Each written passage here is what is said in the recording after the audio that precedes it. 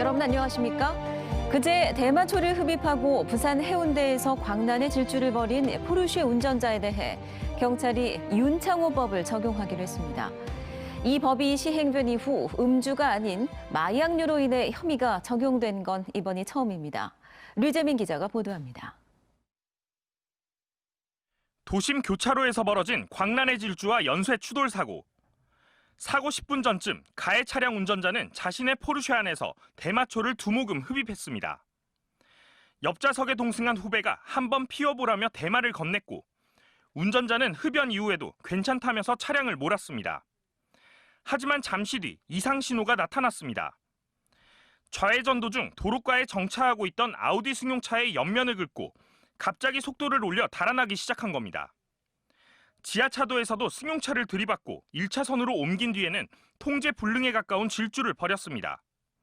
앞에 차라며 다급하게 외치는 후배의 고함에도 아무런 반응이 없었습니다.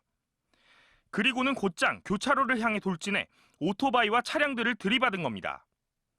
사고 당시 제동장치는 아예 밟지 않았고 방향 감각까지 상실했던 것으로 보고 있습니다.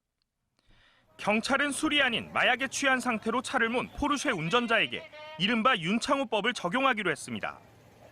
윤창호법은 음주운전자에 대한 처벌 기준을 강화한 것으로만 알려져 있지만 이번처럼 대마초 등 약물로 인한 사고에도 그대로 적용할 수 있도록 돼 있습니다.